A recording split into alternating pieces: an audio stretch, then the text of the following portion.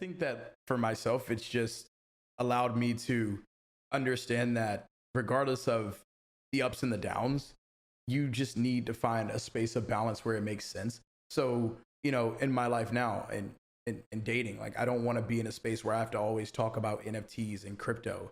Like that shit doesn't really matter in the grand scheme of things. We're gonna die sometime in the future, and none of those metaverse things will matter, but your impact will. And what people like remember more than anything is like how you make them feel. Hello everyone, welcome to Web3 Revolution. Web3 Revolution is a series of episodes exploring the decentralized internet. We will bring in active participants and onlookers of this exciting revolution and to have conversations with them. This is a podcast for education and information purposes. We will provide accurate information to the best of our knowledge, but the content itself should not be taken as investment advice. I am your host, Hana, and I'm with my co-host, Nick. Today we have Bryce Johnson with us. He's an entrepreneur, a very famous YouTuber, and an NFT game streamer who is one of the most impactful and the earliest in the field. Before starting the conversation with him, let me explain why we have Bryce on the show and why it's important. His successful career as an NFT game streamer really encapsulates the revolutionary nature of NFT games. What are NFT games? In short, NFT games allows many gamers in the world earn a living income by playing those NFT games such as Axie Infinity. They allow players to receive rewards with some real world values, and this phenomenon really challenged the traditional work to earn model and changed our understanding about game and work. In the past 50 years of history, game has always been understood as something that we can take our minds off after a hard day's work. But what if game becomes work itself? Does that sound exciting or a little bit dystopian? Let's ask Bryce. Hello Bryce, welcome to the show. Totally. A pleasure being on the show. I think this is a very good medium for people to learn more about the Web3 space. And as we continue to traverse it together, it's a pleasure to be here and excited to share my story, my journey, and tell more people about NFT gaming. Yeah.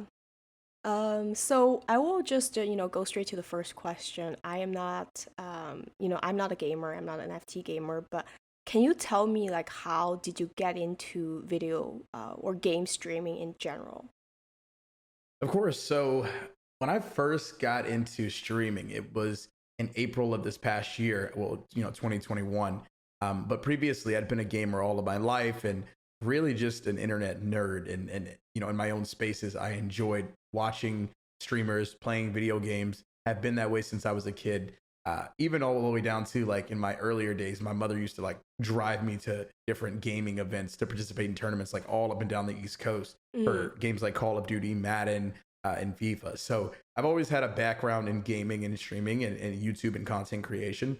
But when I found the Axie Infinity space and in the NFT gaming world in April, I realized that there was no one really streaming any content around any of these NFT games and providing knowledge and sharing, and even more so in Axie. At the time, the Twitch category only held about 47 total like followers, which is pretty crazy when you consider.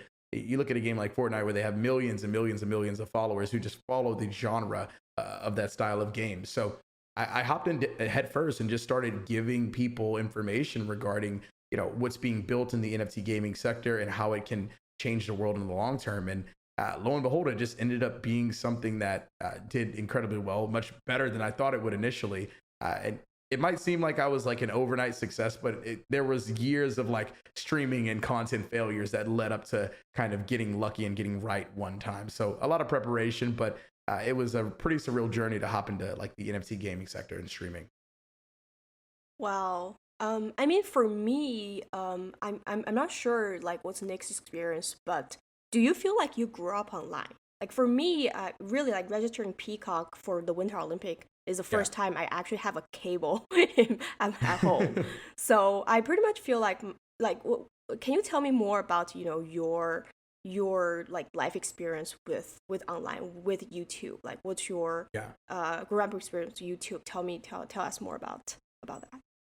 What's crazy, I was born in 95. So it was like a weird time where you are not old enough to be considered like a hardcore millennial, but you're also not young enough to be like completely Gen Z generational, digital age. So as a kid, there wasn't really a phone in my life until I got like, 9, 10, 11 years old. But previously it was, hey, I'm out here vibing, everything in between, and just enjoying life and being outside, all that cool stuff.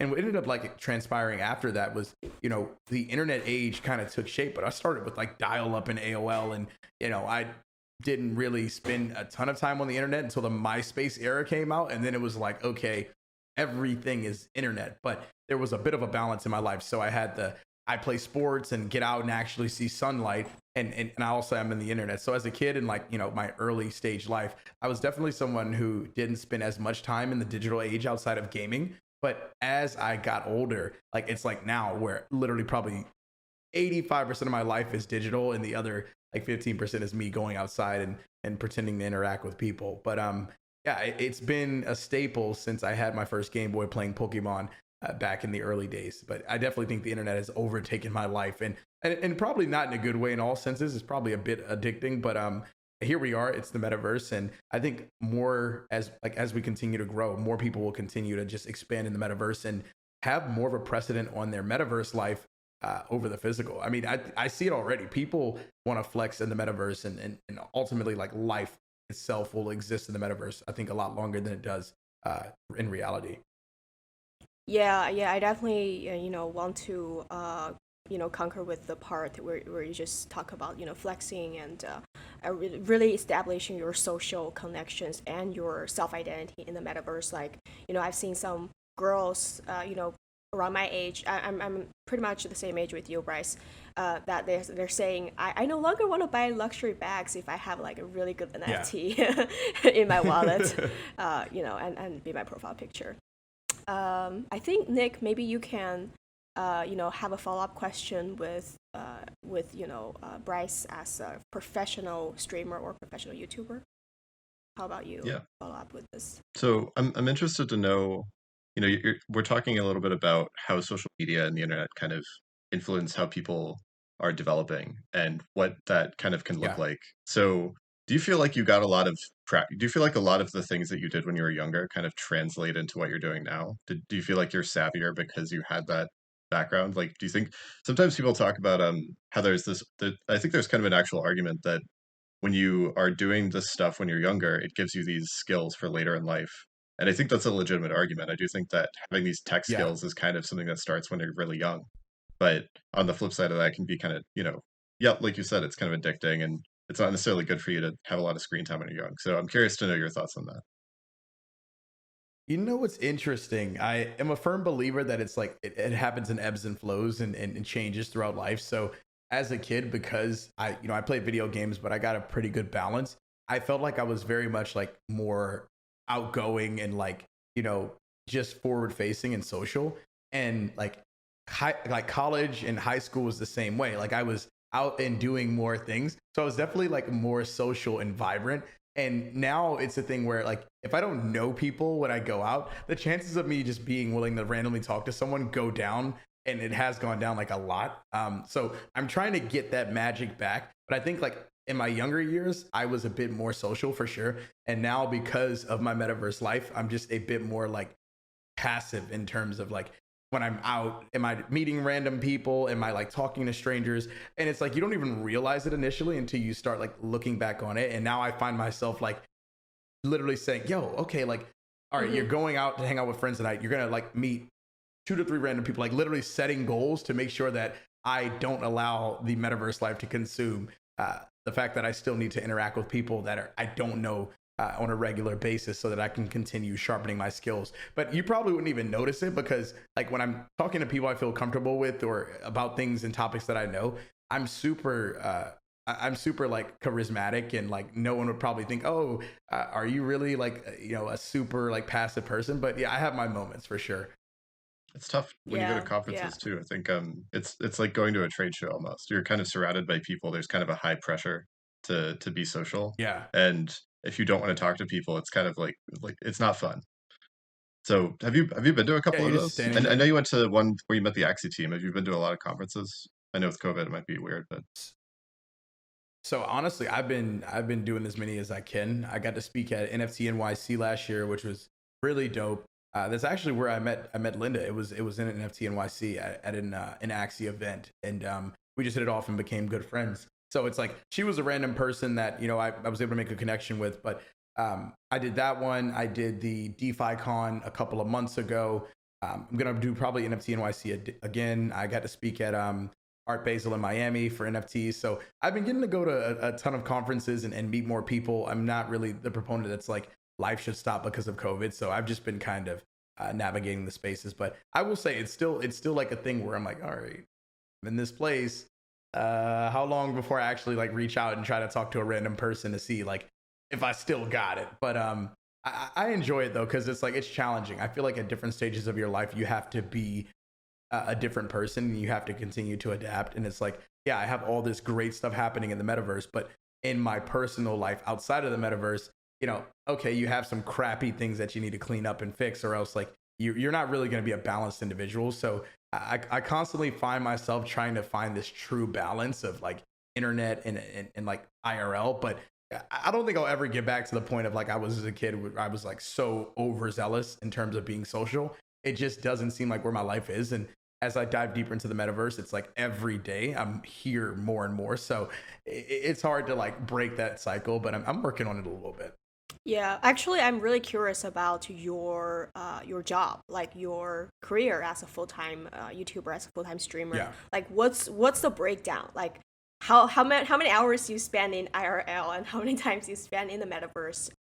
So when I first like before, for all intents and purposes, before like content creation and being the CEO of Loot took off, I was a software engineer. So Mm. very much had a traditional career. Was coding every day.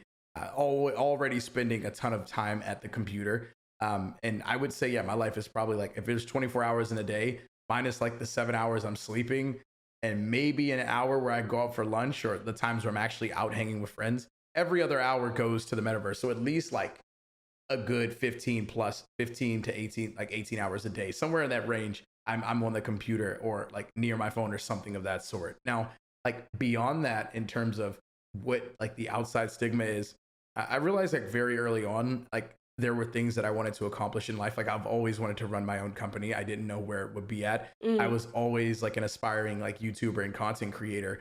And my idea was, okay, like just do the things you love. But the moments where people were like a little bit iffy about my career was like at the beginning when I quit my job, like my parents didn't really agree with it. Like they knew I was doing okay, like via YouTube and stuff. And I don't think they realized like how well things had gone. So they didn't no one really took me seriously. Like my friends used to tweet or tell me to stop tweeting. They'd be like, why are you talking about this stupid stuff, these NFTs, these little circular blobs they call Axies? Like no one took me seriously. It was actually in April of 2021. I was at my own birthday party and one of my friends was like, yeah, we love Bryce, but we had to mute him on Twitter because he keeps tweeting about these things. And like I was super drunk and like I literally was like, you're saying this now, and in like 7 to 8 months when I'm a millionaire and like I move to Miami and live there full time, you're going to be messaging me to help you get onboarded in NFTs. And ironically, I spoke it directly into existence. It was November when I moved to Miami, so I think it was like 7 months later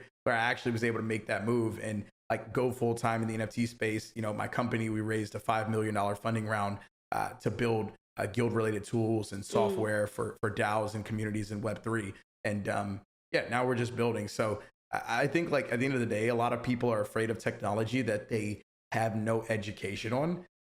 And getting them that education isn't easy because you have to retrain people's like way of thinking. Like one of the big things in the space right now with gamers is Steam, the traditional gaming marketplace for pretty much every game, announced that they aren't supporting blockchain based games or games with NFTs. And imagine the amount of transparency Steam has towards gamers in terms of every gamer knows Steam. They're going to trust Steam's authenticity over some random game on the blockchain with the name crypto whatever. So it's like you're trying to, in a sense, teach people to like retrain them to think for themselves and like make opinions based on their own experiences. And in some cases, it just takes a long time for these things to be adopted and cultivated. So I think like the same thing kind of happened in my family. They saw me, doing this thing. And then when the Miami move happened, like that pretty much opened the floodgates. Everyone like started actually like taking what I did seriously.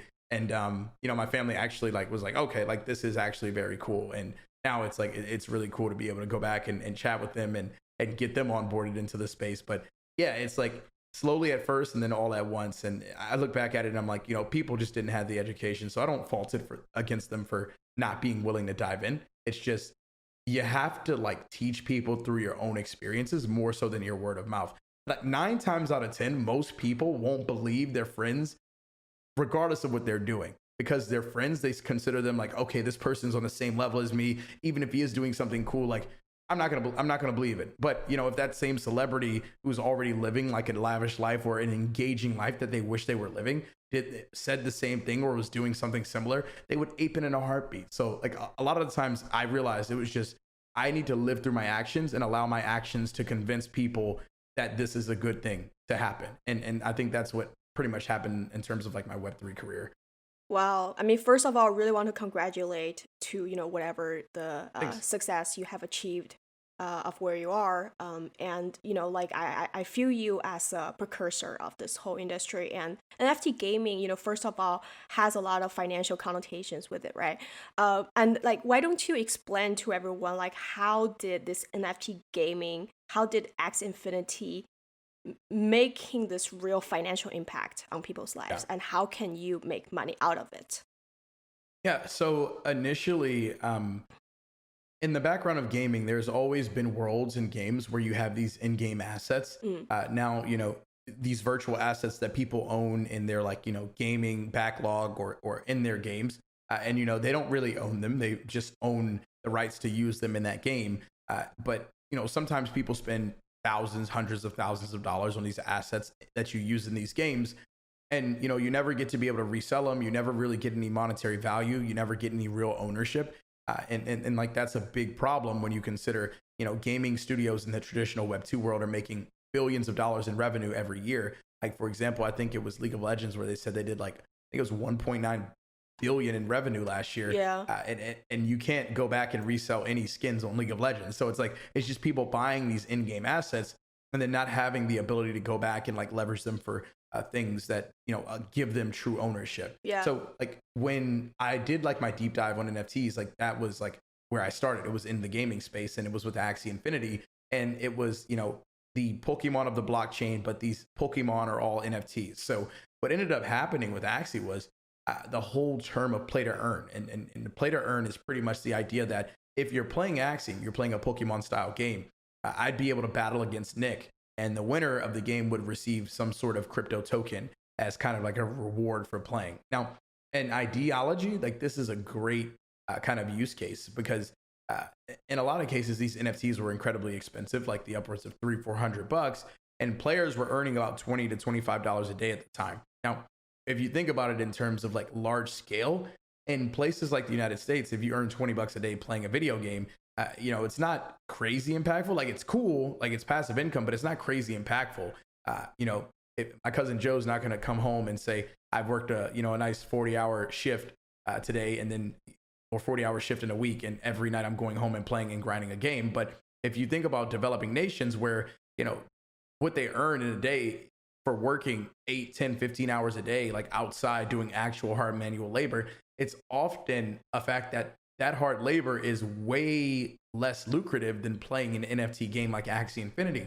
So in Axie, earning $25 a day in the Philippines was 3, 4, 5 times the average wage for someone that lived in that country. And we're seeing the same thing in Africa and in Central America and a lot of places where there's like a lot of corruption in the government.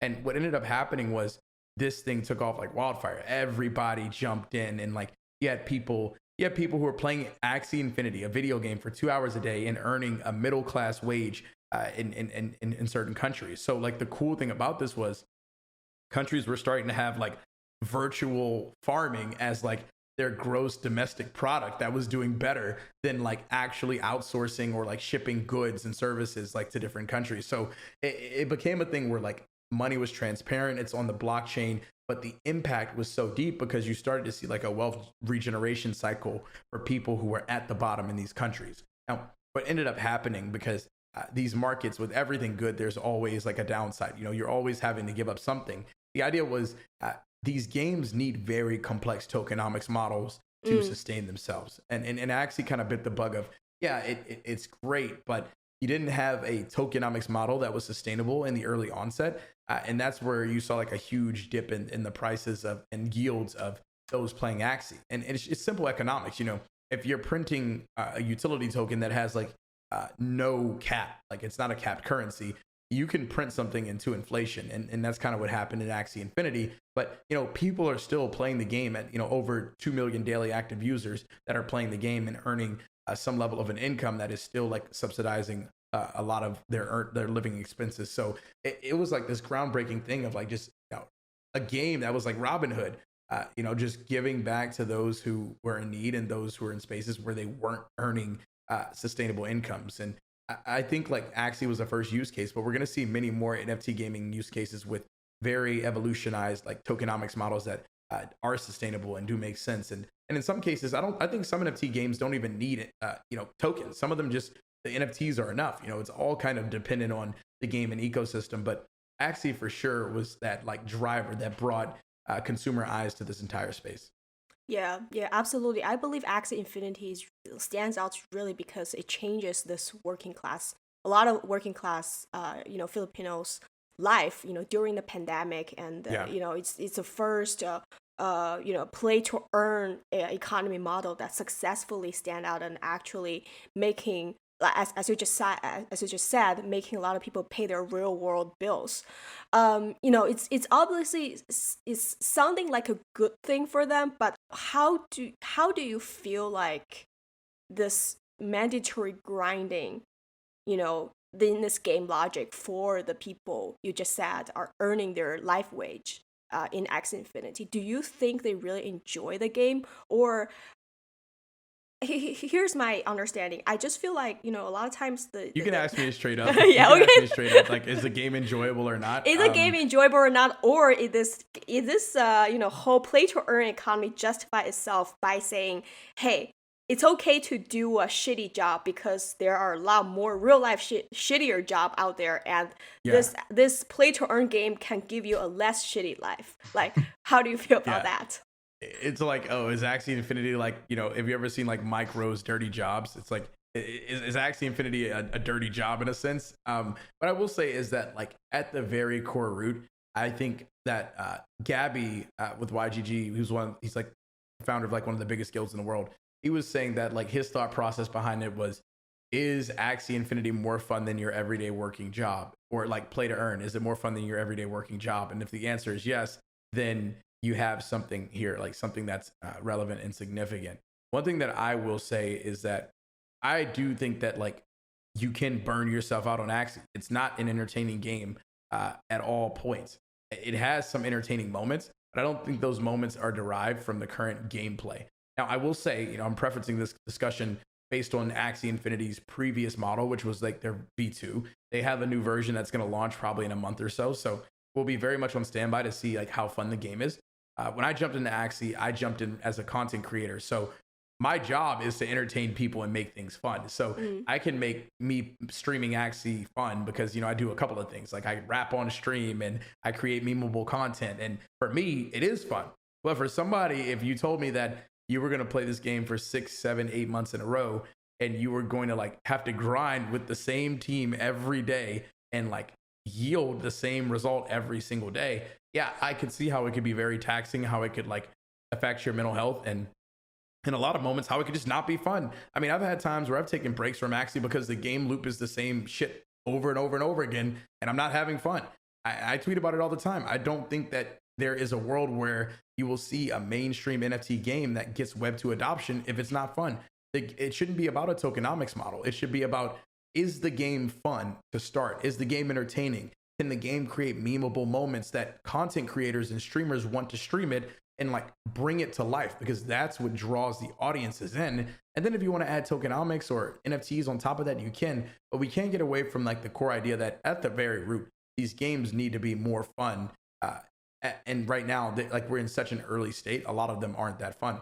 And like I said, there are moments where I play Axie and I'm like, dude, this shit is not fun, being completely honest. So I think like I feel for anyone who is grinding these games. And if you look at it from the perspective of, is this game, me playing it, like providing more fun or more entertainment than me working a job, like where you got to actually go and do work, then yeah, it probably is more fun than that. But we're still light years away before we see a space where like any NFT game is more entertaining and fun than something in Web 2. And I think to get there, it involves creating games done by developers, like gaming developers at heart. Like right now, a lot of these games are being created by like crypto degens and DeFi degens and people like that. Whereas it's like they have a ton of tokenomics experience. They have no game experience, which is why they drop games with tokenomics and the game is actually pretty crappy.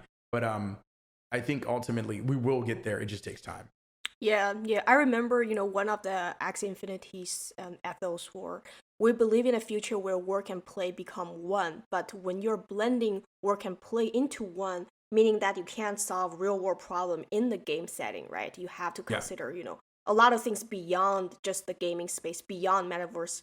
We have to consider people's real life mental health status. We have to consider a lot of well-being facilities if we can provide. I think, it's a really good discussion in terms of how this play to earn model triggers more discussions about, how to, in general, make people happier. Yeah, totally. Yeah. And so I just said my unpopular opinion about the crypto industry and play to earn game and NFT game. So what's your unpopular opinion about the whole industry? The games suck. I mean, it's being as blatant as possible. I come from traditional Web 2 gaming where content in gaming is at the core of everything. Stop trying to sell your game based on the fucking token involved in the game and sell it based on the amount of entertainment value someone is going to get out of it. Same thing with like what we see in like the gaming space as far as content and engagements. Like there aren't that many great content creators in NFT gaming right now because they're just people who bought these assets and don't really know how to make good content. But the idea is, oh, I'm in this game early, so I'm just gonna like throw something out there. Okay, it's like, it's fine, but it doesn't make you like a successful content creator. Like, I think the longevity of this space will be very much like kind of in the forefront of topic and discussion when we create content and culture in games that are culturally endemic to Web 2 gamers. And right now, I am incredibly unimpressed. I love the space. I love Axie. I think Axie has a very good vision for what the future holds. They just have to figure out a way to fix their tokenomics, which is well above, anything I could potentially think of. But I think right now the lack of fun is the biggest issue you find with Axie Infinity. And the lack of fun is like a issue you see in the entire NFT gaming space. Now, the cool thing is like Axie is the only game that's really out right now. So they're the first major use case, but there are others that are coming that are going to do great. And I think with Axie creating new game modes that like they're going to be dropping here in a couple of weeks, we'll see if they can fix that fun loop. But I mean, one NFT game that I will say, and shameless plug, I'm not endorsing this game in terms of I'm not sponsored by them. They're not paying me to say this. Mini Royale is an FPS that is on Solana, and it's probably the most fun blockchain game I've ever played. I didn't think there was one that I could say is fun until I played that, but that one definitely has a really cool fun factor. And they don't have a tokenomics model out yet. So it's just you're playing the game to play it right now, which I think is really cool. Tell me more about the game. Is this like another web-based pixelated No, it very much is reminiscent of like a CSGO and Minecraft with like a combination of I would say Roblox. Like that's the kind of vibe that you get. And it's actually like a very intuitive game. It's an FPS. So you actually run around and you shoot and you jump and like fight in different game modes. And you have like a Call of Duty Warzone Battle Royale feel. So I think like games have the opportunity to do well, but there are some core mechanics that you need. The first one, you need to be able to onboard gamers without a wallet. You shouldn't need a wallet. You shouldn't need a 10-step onboarding process to play the game. Like I should be able to just go download the game and play it without a wallet and have the option of whether or not I want to participate in the Web3 aspects of the game. Like, and that starts with like a easy onboarding process and then a free to play model. I think the next thing is like, you need quick, easy core game loops that actually entice gamers to want to play. I don't want to sit, if you can't even, if most like traditional Web2 games can't even get gamers to do complex game mechanics and things, why would someone want to come into Web3, go through an 8-step onboarding process, and then have to grind forever until you actually figure out how the game works? And it's like, there's so many things that need to be fixed there. So I would say quick gameplay, 3 to 5 minute games, quick, fast core loops, memeable content, and an easy onboarding process with free to play. And you probably have a game that could transcend the NFT gaming space and attract traditional gamers. But right now it's still very early before I think we see those come out. Yeah, absolutely. Actually, the way you describe this, the NFT game should be easy to onboard, shouldn't require people to have a wallet to participate, is actually also the problem with a lot of Web3 products, right? A lot of Web3 products 100%. Are fending people off with a lot of requirements, with a lot of prerequisite knowledge about what is a token, what is a wallet, what is a private key, right? It's fending a lot of people away. Right? So I totally agree with you. I remember Steve Jobs said, when you have a truck and a car, you don't necessarily just choose one of them. You can have both, right? I think this is what is happening in the Web 2 and Web 3 world, where we can basically have both and enjoy both. Yeah, we don't have to. I think it was I think it was actually Steve Jobs that made a really good point when they were building at Apple. A lot of people don't know this, but the way Steve Jobs built Apple out was he started with creating the iPod. And a lot of people wondered, okay, this is like handheld music. It's groundbreaking. It's amazing. But that wasn't, his goal. His goal was actually to get people used to keeping digital devices on them at all times. Because before that, it wasn't a common practice. And there was actually a competitor before the iPhone that launched a model of a smartphone with emojis and all this cool stuff. But at the end of the day, people weren't even used to using it. So they didn't really know what the hell to do with it. Like, people were used to just using their phones to call. So when, they released the original iPhone, this was after they had already done target, market audience and had the iPod in so many people's pockets. They had built up an audience around this idea that, oh, why shouldn't you be able to listen to music and talk on the phone at the same time? And then, slowly but surely you saw them integrate more and more, like, okay, and, we have these apps and this is your music app. Okay, let's add more of this. So now you have a camera, you have a phone, you have a music player.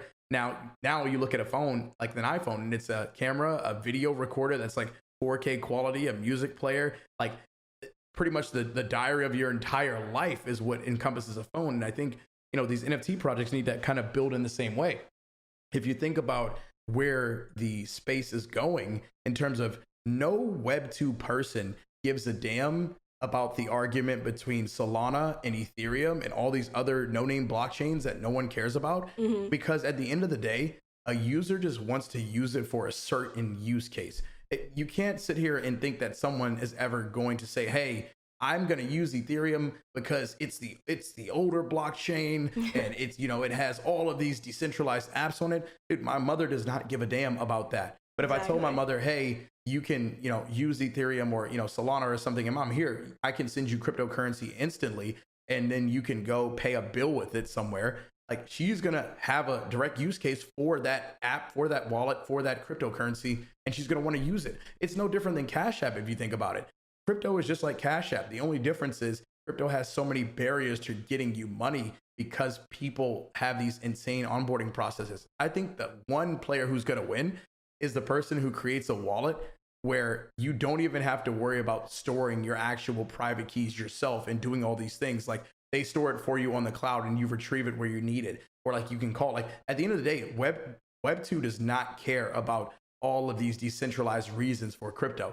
They want real use case life reasons to use cryptocurrency in an effective and meaningful way. And the people who can create applications, software to make this like culturally endemic, I think some of them start in gaming. Imagine a world where 5-10 years from now, you have kids who have iPhones, and on their iPhones, they can flex their in-game characters and items that they play with their friends and like when they're at school. Like, that's a use case that someone would want to do. It's no different than why grown folks buy $100,000 PFPs and think that, they need that culture. They need that like connectivity to other communities. So I think as a whole, any founder in the space needs to be thinking, how do you satisfy a very simplistic use case that makes it easier for someone to do something in life with crypto, and less about trying to sell crypto as a decentralized platform and, more power to the person and not the bank. Like, no one cares about that. Like, no one cares about it in the Web 2 world. Like, we care about it because we like are degens and we jumped in head first, but no one in Web 2 cares about that. Give them real use cases. Yeah, exactly. I feel like the longer I marinate in this industry, the more I would say Web3 native I become, and the bigger the gap would be. And this is not a good thing. We always have to see the product from our grandma's eyes, like to be in her shoes and be like, this is an app that's actually benefiting me or making my life easier. I totally agree. Yeah, Nick. And I mean, we'll see where it goes in the future in terms of how this interoperability happens. Like, I'm a big fan of like the Rainbow wallet, because I think it's like they're trying to really like make crypto look a lot cooler in people's pockets, but the wallet still has some issues that they need to fix. So you're a software engineer that is doing things where you daily now interact with people as a streamer, as a content creator, and you're everything I want in cryptocurrency. I want everyone to be able to have those skills. That's just not going to happen, though. You're going to be a unicorn your whole life, I think, because you've got a communication skill that you're not going to see every single software developer have, and being able to bridge that gap, I think, is the missing piece in the whole industry. I mean, there's a few missing pieces, but that's a big one, right? Because it does tie back into product development. It ties into user experience. And if we don't hammer out, and I say we, I mean, the other people that are doing the real work, not myself. There's a need right there. And, I don't want to wait for Ethereum to process my transactions so that I can continue playing the game I'm playing. That's insane. Right? It's crazy. So I'm curious to know if you think about these things every day, and this is something that you kind of are making a living on, do you have any kind of experience where you want to say something, but maybe it wouldn't necessarily be the right time? Maybe there's kind of when as your platform gets bigger and bigger and you start to get a bigger and bigger audience, I know that can kind of have a chilling effect on how honest you can be, because there's more and more people who are going to, jump down your throat about things, even if it's a real opinion and it's nuanced and there's things in there that you want to talk about. So maybe you could tell me if there's an example of that's kind of been on your mind, or that's happened in the past in your experience. I think like I ran into it more when I was solely playing Axie and not other NFT games. Like, I was kind of like an over Maxi, and it was honestly kind of toxic to like I think like my long term, but like my character development personally like helped me shift into being more kind of encompassing. And then the same thing with like blockchains. I used to be like a complete ETH maxi, and now I'm like, I don't care if it's ETH or Solana. Like, I just want to do and be where the innovation is happening and where those use cases are being more prevalent for people to actually, solve problems. So I would say definitely like in my NFT gaming career leading up until like probably November. November is when like I really like just became like, I'm going to talk about whatever I want to talk about and, tweet what I want to tweet. And of course, like, I still am very like cautious with what I put out there, because I see some stupid ass takes online a lot of times and I won't respond to them, or I'll leave it alone. Because like, for example, that my image does matter. Like, I can't go out there and be completely like edgy person, especially considering I have like, deals in the works and things of that sort. So in moments where I can be very much open and honest, I try to, especially in NFT gaming. Like, I try to be very transparent on that front.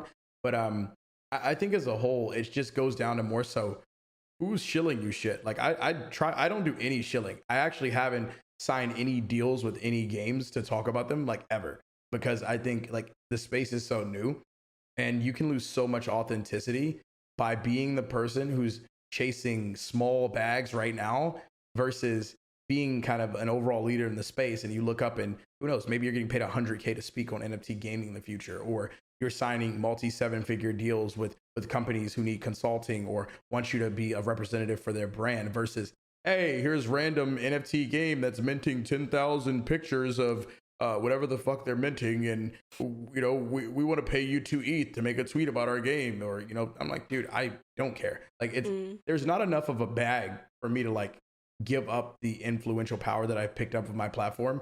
So for me, it's like, I don't chase the money aspect. I chase the education and the onboarding aspect, and allow my influence to kind of just be what it is. And long term, I think like that's why people come to me when they want to learn more information about the space, because you don't got to worry about me shilling products or being like that person that puts his own like personal self-interest around money in front of building a more all-encompassing Web3 gaming ecosystem.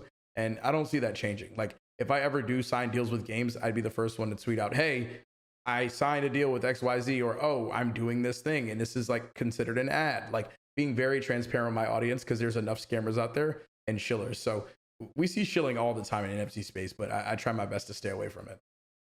That's a tough sell too. It's so hard to, you know, what we're really talking about here when we talk about Web3 is the marriage of capitalism and being on the internet. And it's kind of making Yeah. everybody have a, very quick education about capitalism and about economics. And I kind of love that because really at the end of the day, every aspect of our lives, I'm in the US, everything's tied to money, whether you like it or not.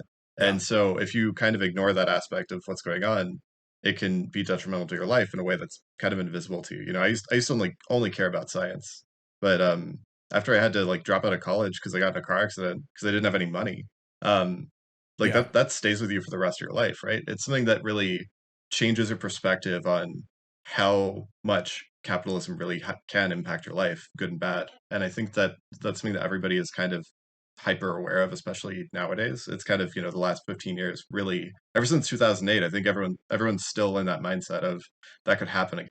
Yeah. And Yeah. that's a big Yeah. draw to like learn these skills and kind of think about how there might be ways that we can innovate in order to take back some of that knowledge, some of that skill set, some of that ability to move yourself deeper and deeper into what you want to do for a living without having to necessarily be a kind of a serf. Um, Yeah. Yeah. so Just by listening to what Nick just said, I have two quotes to give. One is from the Parasite's director Bong Joon-ho. He said, "We're all living one nation called capitalism." Uh, and Yeah. another quote from Novell, the crypto influencer and angel investor, and he said, "If you secretly despise money, the money will get away from you. The money will come I to love you. that. If you secretly despise, That's a really good yeah, one. it's a really. I Yeah. mean, I really feel it. If you don't feel like you deserve wealth, you will probably not gonna get there. So I'm Yeah. trying to really justify my work and my goal in terms of I can make ethical money. I can make my life better, but in an ethical way. Sorry, it's a little I bit feel far that. from No, far I from think, our I point. think that's like super, super powerful. Like when people ask me what my goals are in life, I tell them, like, to be honest, I didn't have many like overarching goals. I'm very much motivated by just having fun. And I think like the keys to being able to do that and accomplish that is, one, I like helping people. I like putting smiles on people's faces and like seeing how they build the future of what the hell their passions revolve around.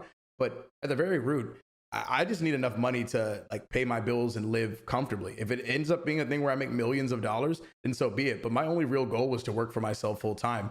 And like after accomplishing that, I'm like, dude, yeah, I could make $100 million, but I'll never like be able to spend it all. Or like there's never enough use cases. Like money's not gonna go anywhere. Like once you learn how to make it once, you could go broke again, but the same people still find ways to make it because they either have that skill of just being able to build things that help solve problems for others, or they just truly believe in themselves. And I think it's a combination of both. So I definitely not motivated by money. I just like having fun, to be honest.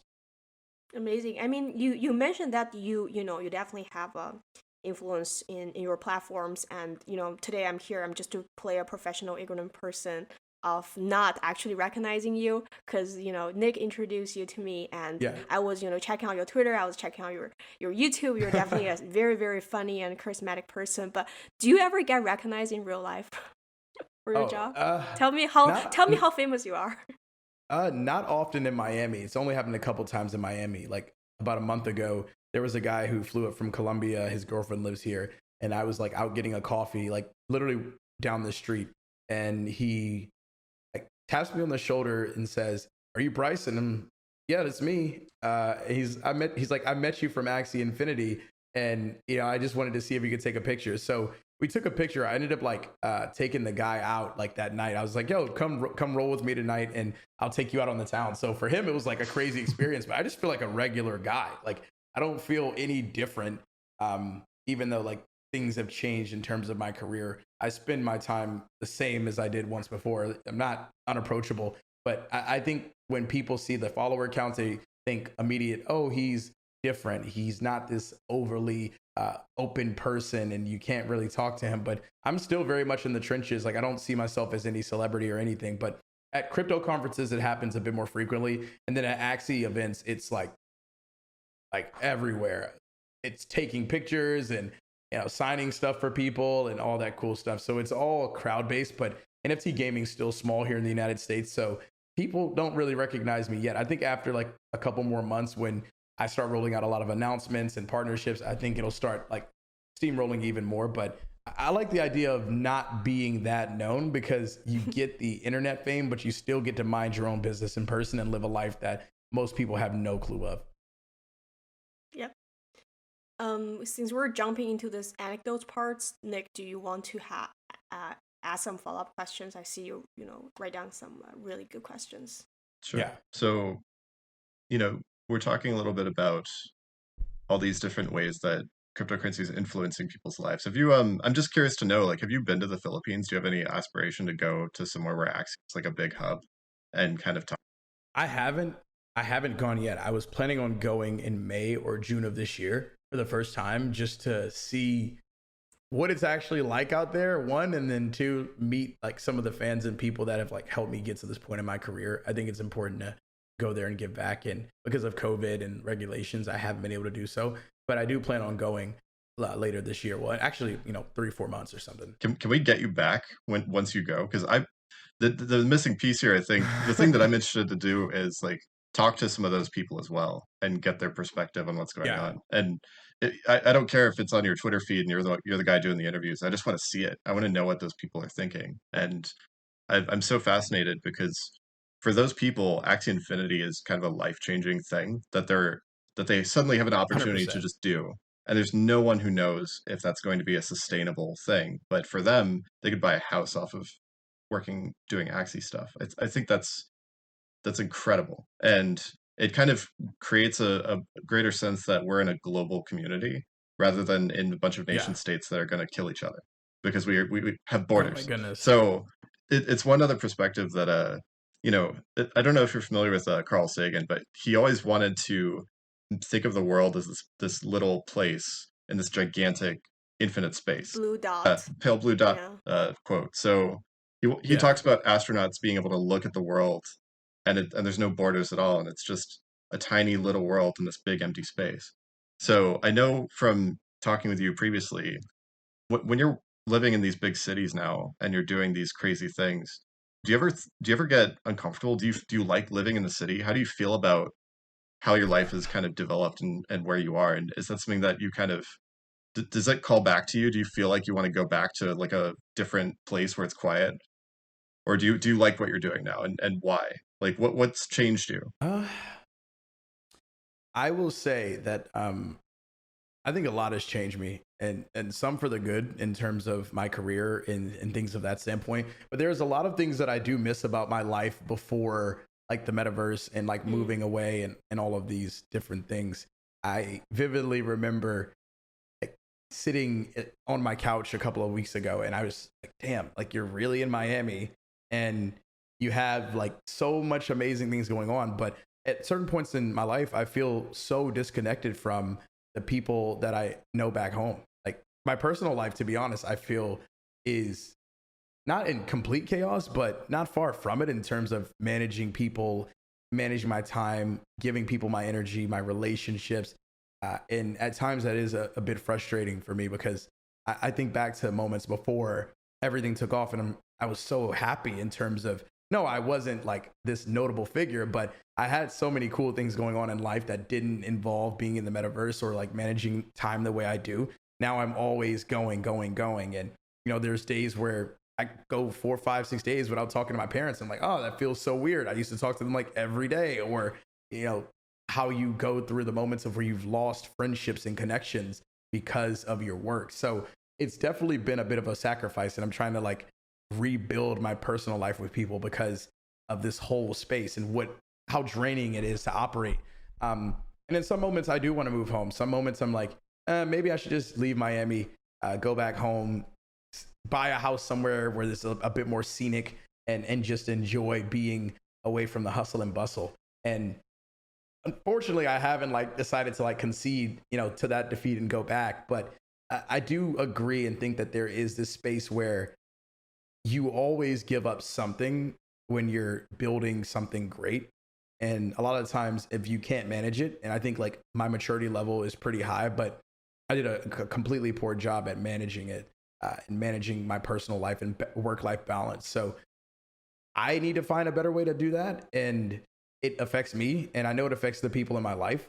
And, to those I've lost in my life, I try my best in some instances to reach out and apologize. For others that, some relationships just can't be rebuilt. But I think at the end of the day, I look back at these situations, and one thing that I've learned is that, regardless of how much accolades, how much money you make, how much acclaim you get from building dope stuff, it really doesn't mean much of anything if you're like miserable on the inside and like having to live this amazing life by yourself.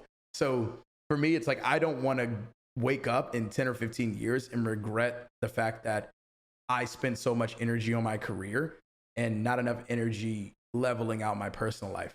Because I mean, there are moments where I do regret, like, damn, the person that I was probably dating before, like NFTs and Axie and all of this stuff, it didn't work out. And a lot of it had to do with, my career. Or damn, I lost two best friends because I couldn't do a better job at like balancing things, and was probably a bit like a bit of a dick, to be completely honest, and couldn't even get out of my own way or my own ego because I saw so many things blowing up around me.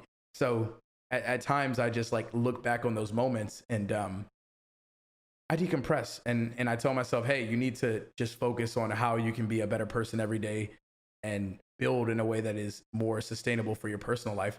And then also exploring and doing things that don't involve always being on the internet, and just providing like transparency to people. Like a lot of times we focus so heavily on how we're going to get to one place that we fail to realize every experience and getting to that moment is sacred. And it's a moment that you only get to live once, and it's incredibly infinite. So just spending my time and energy in places where I feel it's necessary and needed to rejuvenate my personal life is really important to me now. Oh, I like how vividly you describe all those moments. I feel like you're a mirror of me. And when you're describing certain Yeah. things of, losing connections with your best friends, not really having enough time talking to your parents, I have some flashbacks in my mind about Yeah. myself, about my life. Yeah, thank you so much for being so self-conscious and honest. Yeah, of course. Yeah. I think that for myself, it's just allowed me to understand that regardless of the ups and the downs, you just need to find a space of balance where it makes sense. So, in my life now, and dating, like I don't want to be in a space where I have to always talk about NFTs and crypto. Like that shit doesn't really matter in the grand scheme of things. We're gonna die sometime in the future, and none of those metaverse things will matter, but your impact will. And what people like remember more than anything is like how you make them feel. I'm having more success than I ever had in my entire life, and there's still people in the world that are probably very disappointed, agitated, or angry at me for the moments where they felt like I didn't give enough of a fuck in getting to this point. And to me, that makes me feel incredibly sad, because I'm like, a lot of those relationships I can't go back and repair. I could make more money. I could start a new company. I could do all of this shit over again. And it would be easier than trying to fix relationships that I lost because I was a selfish fuck on my journey and grind to getting where I am today. So knowing that and like being incredibly conscious is like my way of holding myself accountable and understanding that every day I need to work to fix those moments and fix who I am, so that the people I meet in the future don't have to see those sides of me. See, I really believe that that's the most important experience you can ever have. I could talk about my own, but the thing Yeah. is, you go through so much pain when you're developing, when you're young, and then when you get older, I feel like some people are able to accept when they make mistakes, and some people aren't. And if you are, it's this transformative process. And really, when you're coming into, Yeah. everybody in the space has a different story of how they ended up here, right? Everybody has a different kind of clunky, winding path of how they ended up in Web3. And I feel like a lot of people here are very interesting humans.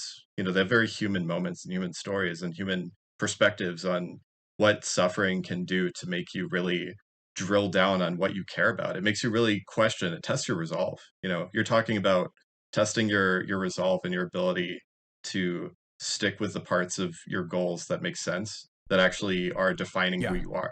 And I think that that's really fascinating to people. I think that's it's a good way to humanize someone that has a lens on them all the time that people over time do dehumanize. They, you know, you're kind of a cartoon character in some ways. If you get big enough, I like mean, that yeah. becomes kind of, there's one way to look at you, and I think it humanizes people in a way that is a different dimension to Web3 stuff that I think Web2 is kind of lacking in. So thank you for sharing that. I agree with you. No, I totally agree. I think we see people for who they are in the internet, and like the cool thing about Web3 is we all have these internet presences, but ultimately there is so much space for us to like change the perception of an individual based off of, you know, their work or like the front facing ideologies of what they're building. But internally, like we all suffered through the same issues. I know I have moments where I'm like, oh shit, I need to go see a therapist and like just talk it out. Or, oh, I'm gonna just smoke some weed today and like calm down because it's just one of those days. And a lot of times people are never gonna see this. This isn't stuff that I like actively talk about or say. And I'm sure a lot of us go through the same things, but it's having the thought process of being able to like pull yourself away from it and understand that everybody's life is meaningful and everybody has their own things that they're going through. And throwing more shit on top of that plate is incredibly dangerous. Luckily, I know I'm a very mentally strong person. So like in moments where I am sad or depressed, I'm able to pull myself back. But I think about those who have, you know, a lot of deficiencies in their mental strength, and it could really take you over the edge. Especially in a bear market. Yep. Oh my God. It's getting a little weird. Crypto Yeah. now. How have you been navigating these spaces in the midst of a bear market, in the midst of being the busiest you've been in your life? Like what are some things you're doing to keep pushing forward even in moments where you might not feel like it? Nick. Well, for one thing, it's a lot quieter, which is awesome. I really enjoy. There's this thing during the bull market phase where there's such a dilution of information flow. There's a dilution of content. Everything you're looking at is some marketing Yeah. angle, and it's always, you know, everyone's screaming so loudly that it's just a big cacophony of everyone's voices saying the same thing. And whichever one's the Yeah. loudest kind of wins. But in a bear market, people, I think, get more nuance and they start to kind of calm down a little bit and maybe start to learn more. My hope is that once we start to get everybody talking with each other more and learning these skills, that there's kind of the network effect can kind of come back into the space in a way that marketing was capitalizing on during the bull market. And right now, marketing is going to Yeah. become a lot less efficient because no one's buying anything. And that's actually a good thing. It gives people time to kind of grow. So that's my own This is feeling as true. well. I want to be able to grow and learn and get back to not worrying so much about the money side and worrying more about how am I doing a good job doing what I do. Yeah. And I love like the idea that the bear market starts weeding out the true from the fake, because most people who are just in it for like the short runs, they leave during the bear markets. Like I remember hearing stories because everyone talks about, was it 2017 ICO booms and all that crap. I wasn't around to experience it, but people talk about it like, oh man, there was tons of influencers and crypto was booming, and then one day it just wasn't, and like people left the scene in flocks. So it is cool to sweep away some of the mud and dirt from the scene when people do this, because especially in the content creator space, you run into so many people that shill everything under the sun, or DM me. I get DMs for probably 100 games a day. Some of these projects, I'm like, did you just start like yesterday and decide, hey, let's DM Bryce and see if he respond? And I just look at them and I'm like, dude, not gonna make it. Wow. I'm pretty new to the space, so I would say my whole crypto experience has been a bear market, which could be a good thing because I start low. Maybe, I'm looking forward to a more, a prosperous market. Yeah. Okay, I think we're a little bit over an hour, but Nick, do you have any follow-up questions for Bryce? Yeah. Or Um, my only question is, what do you want to do? Do you have any idea what your long-term goal is for the space? If you had, like, you have an audience, you have this ability to kind of do whatever you want with that attention. If you could kind of do anything and say anything and have any long-term goal that just works out, what do you really want to do if you had the option? I know that's kind of a big question, but Man, that's such a crazy question. What do I really want to or like if you do? could tweet something to your audience, and no one would leave and no one would care, would you say like something crazy just because you can? Do you ever have that impulse to kind of like just totally reveal that's a like that's a big twist about. Oh man, like reveal like my or deepest be like thoughts in about 10 years I'm going to get a things. partnership with Lamborghini and make an NFT and it turns out to be a scam and that's my retirement fund. And you just tweet it out and I mean, so like I do have my own like self interest. I'm not gonna lie. So uh, one of the things that I would love to do one day is like make it big enough to be Zendaya's guest date at the Met Gala. Like Yes, like I I have love my own. Zendaya. Yeah, but Zendaya fan here. she's dating Spider-Man, and She's dating Spider-Man's Spider-Man. he's Spider-Man. I'm not a superhero, so I can't compete with that. But I mean, outside of that, I'd love to. I'm big into streetwear and fashion. Like I love fashion, so I'd love to collaborate with like a Gucci or a Dior in the NFT space and do a dope ass drop. Um, that'd probably be like one of the biggest things on my list. And I just want to live and make enough money to be able to live comfortably and do and buy whatever I want. Like, doesn't mean I'll do it. I live in Miami and on the 50th floor of a high rise right now, which is pretty nice. So I think I'm getting all of the things I really wanted. But yeah, I mean, who doesn't want to just be able to experience everything that they can experience in life? To say that I'm sitting here as someone who is so focused on only giving without wanting to receive anything in return, it would be like false and bullshit. So just like everybody else, I want to continue growing my brand and become a public figure and be able to have impact across the entire space. I want to be able to be in some of the craziest rooms. Imagine having dinner with like an Elon Musk or another crazy figure in the space that's doing things that are well beyond what I'm doing.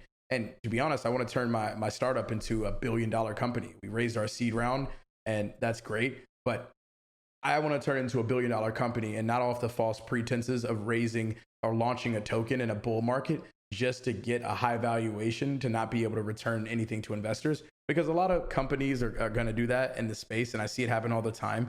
And I don't want my reputation tarnished because I was chasing money when I know I can add enough impact to eventually make the money anyway. So I'm just taking my time day by day and enjoying the journey. But I definitely have my own selfish goals. And I mean, if I could tweet them out, I don't really care too much about tweeting them, but I would flex that shit if it actually happens. Like if I get a Gucci collab or Dior, I'm definitely gonna be flexing like pretty hard on that. So I'm a little selfish at times. I'm gonna look forward to that. I'll be there. Yeah, Text me same. when that happens. I want to see that. Yeah, I will turn on the tweet notification on. Oh my god. Okay. Yeah, if it happens, I'm definitely retiring. Like that's it. Okay, Bryce, do you have anything else you want to add or? Do you have any questions for us? No, I would What do just you want to say? Say whatever you want, right? anything I want. I would say I would love to know what's the one thing both of you hate about the NFT and Web3 space. Like, give me your honest thoughts. And it can be on the record or off the record, like whatever works or whatever you want to kind of like put it. But I would like to know that because I think we all have things we fucking hate about this space, but it doesn't get out that often. So I want to sit here and listen as you get it out.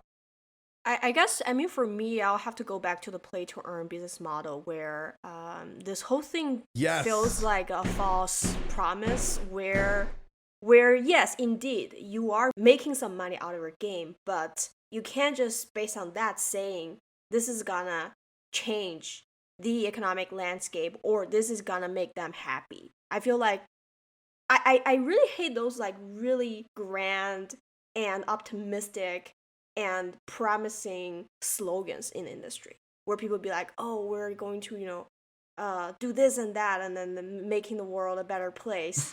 Yeah. But, at the same time, people are, as Brett said, grinding the game. I just feel like I can't really reconcile with the narrative and the reality. Yeah, I love that. I think play to earn is bogus as fuck, to be honest. It's not going to last. It's not sustainable. And you just create a world where people are just expected to have things handed to them instead of having to work for it. So I'm very much a firm believer that like play to earn, especially now, like and my thoughts have changed. I used to think play to earn was the future, but I was, like I said, drinking the bullshit. It's not the future of gaming, and it's definitely not the future of like work and play in the metaverse. At the end of the day, there should always be like a proof of work, and that's where I think it comes in that you need to train people to become like business minded and build shit and contribute to ecosystems and not think that everything is handed out to them. So we're definitely on the same page with that, and I think like if Axie doesn't figure out a way to get away from it, then it's going to cause them a lot of turmoil as well. Yeah, and also, it's also, in terms of how the games evolve, is also about how you really design the game. I remember a quote, from the article I read yesterday is, floors don't have to be swept in the metaverse unless they're designed to need sweeping. I think that's a really good quote where, maybe you can inform some of the game designers, how to make the game less dystopian in a sense. That's a great one-liner. Yeah. What about you, man, Nick? that's great. Yeah, Nick, give it to us. Oh God, I gave you a 2-hour talk on mine. But yeah, I have a lot.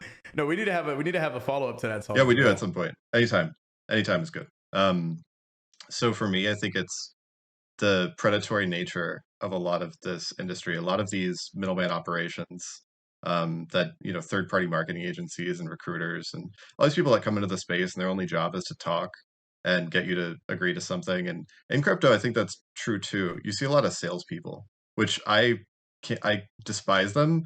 When I have to talk with them, it's Yeah. really hard for me to like it's like sitting with a demon. It hurts something in me. I just feel like it's the way that celebrity dehumanizes people. I feel like being in sales, you know, does kind of mongrelize and dehumanize you, and it makes you kind of, to me, like a sociopath. You have to be a salesperson. You have a mindset, and you can't think about the downstream effects or the context of what you're actually doing with people. Yeah. When it comes to retail traders and stacking up all these different risks that they're totally unaware of, and they have no idea how hopeless it is to try to compete if I have this great paywalled analytics tool that I can use to outcompete everybody and front run whatever I want. I feel like there is a lot of promises in Web3. There are a lot of promises in Web3 that I think could come through and be fulfilled and build this great infrastructure. But if it's based on taking advantage of people, I don't think it would work because people will just never ever trust it. And that's dangerous for the whole industry. So for me, that is what I'm kind of fighting against. Yeah. Yeah. I feel Yeah, that. absolutely. I think, the purpose of this podcast is really to record and witness and participating in this Web3 revolution. But I think one of the really important aspect is also criticizing it, right? And be really, really self-aware about the whole fanatic. Okay, all right. Thank you so much, Bryce, for putting up Thank with you guys for having Nick me. and I. It's our first time hosting this podcast, and this is certainly my first time hosting any podcast in English. So I really, really enjoyed this conversation. Hopefully, we can get back together and have you to be our guest again. Of course, dude. Thanks for having me. I've enjoyed it, guys. Thanks for listening to Web3 Revolution. You can find us on Twitter at w3revolution.io. If you want to contact us, you can email us at w3revolution.io@gmail.com. I will see you in the next episode.